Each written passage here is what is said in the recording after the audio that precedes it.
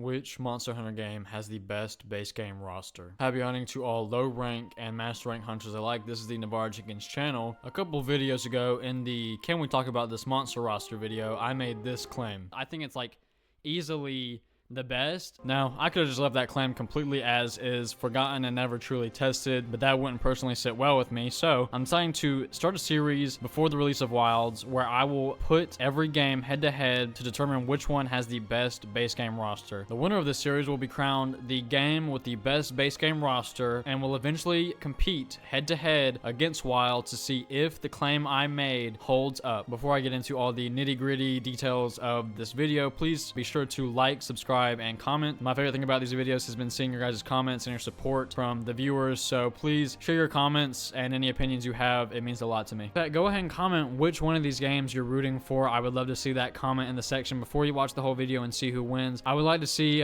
which game you want to win or which game you think will win. Either one works. Let's go ahead and go through the list of games that will even be competing in this competition. I will be scoring the 5 mainline games as well as the 5 portable games in this series. These include Monster Hunter, Monster Hunter 2, Monster Hunter Tri, Monster Hunter 4, and Monster Hunter World for the mainline games. And for the portable games, there will be Monster Hunter Freedom, Monster Hunter Freedom 2, Monster Hunter Portable 3rd, Monster Hunter Generations, and Monster Hunter Rise. I mean, all of these are like classics, so there's going to be some heavy hitters going into this competition. First off, I want to give a shout out to a couple of community members, T-Nat and Crazy Dragon, for helping me out. We came up with a 15-point system for how we're going to score these games. Now, I just want to quickly go over how I plan to score these games so it's kind of fair for you guys. Firstly, none of these games will have their fights scored because it would be unfair, and all the new games would basically just sweep the older games. I'm also purely scoring these based on the quality and quantity of the monsters in these games alone, separate from any new gen graphics or anything that would give them a boost. It's purely the concept and the look of the monsters. I will reveal the categories as we go along. In this video, I'll be putting Tri up against the first Monster Hunter because they are honestly the most similar in terms of roster alone. Let's go ahead and dive right into it. I know you guys are excited.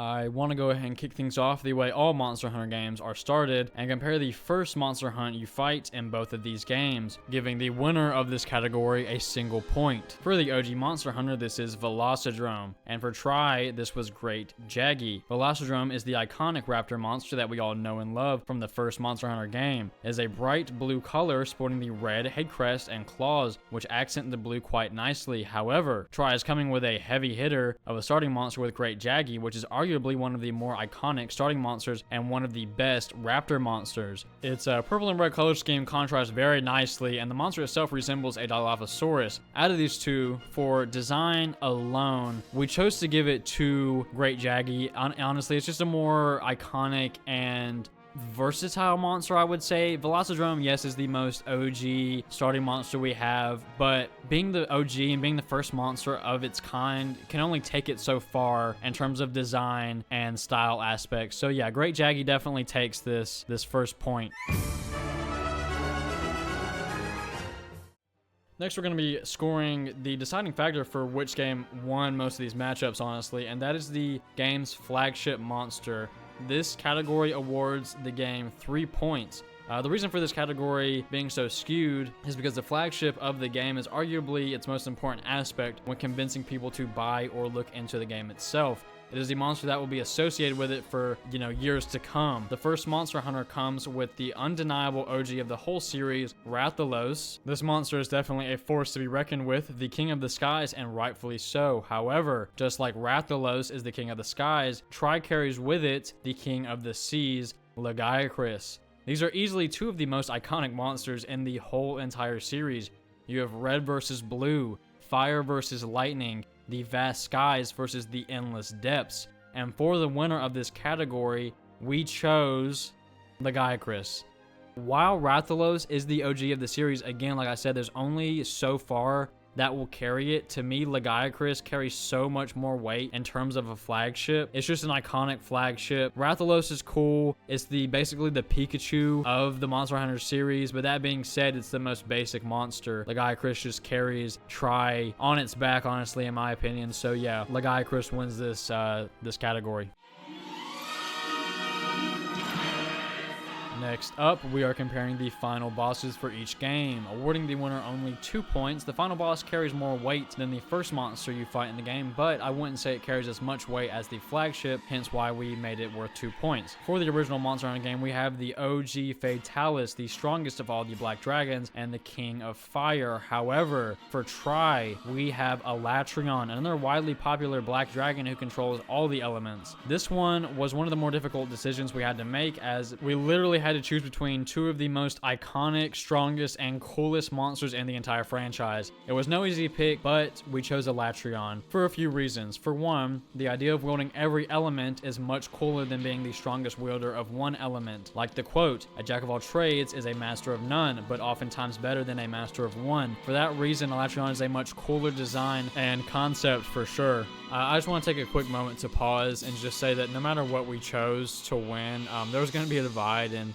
what monster people thought should have won or deserved to win. So if your favorite monster didn't win, you know, don't blame us. This is just us. This is our opinions. But yeah, that being said, let's go ahead and move on. Next, we will be comparing the total number of monsters in each game for a total of 1 point and the total number of original monsters for 2 points. Monster Hunter has 17 monsters in its base game. This was Velocidrome, Basarios, Cephadrome, Diablos, Gendrome, Gravios, Gypsaros, Eodrome, Kezu, Kirin, Laoshanlung, Monoblos, Plesioth, Rathalos, Rathian, Yeonkutku, and Vitalis, totaling a 17 Monster Hunter roster.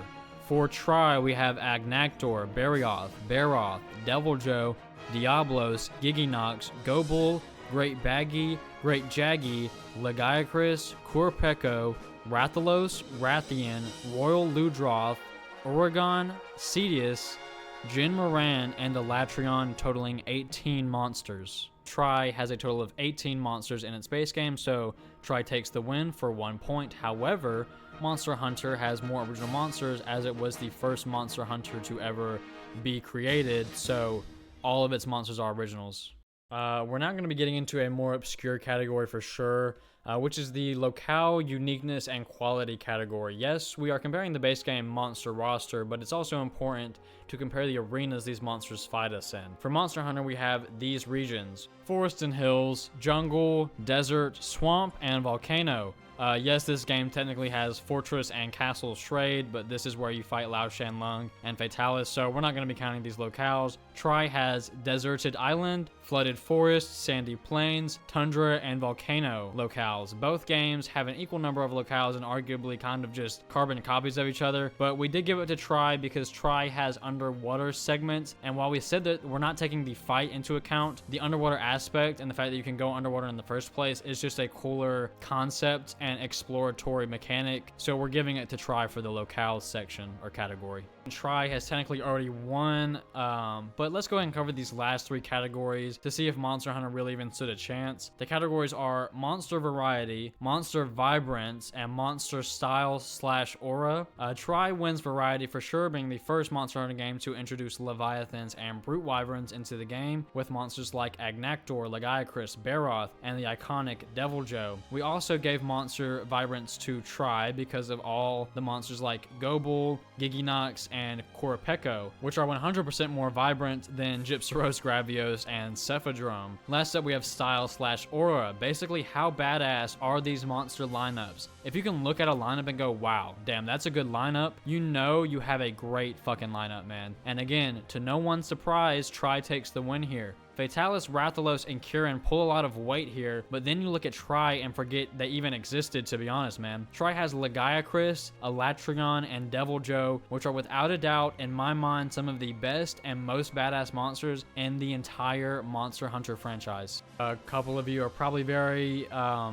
upset that Monster Hunter got absolutely destroyed in terms of base game roster, but by no means does this make the original game a bad game. There's only so much it can do considering it was the first Monster Hunter game to ever be created. Not to mention, putting it up against Tri was literally the best matchup we could have given it. All the other games would absolutely wipe the floor with it if we're talking about base game roster alone. Tri wins this matchup and moves on to face the winner between Monster Hunter Freedom and Monster Hunter 2, so stay tuned for that video. That basically wraps up this video. I hope you enjoyed it. I worked very hard to produce a quality video video comparing these two games and their base game roster. Be on the lookout for other videos in this series, as the winner of all these past games will eventually be compared to Wilds to determine which game truly has the best base game roster and to see if my claim holds up against all the other games.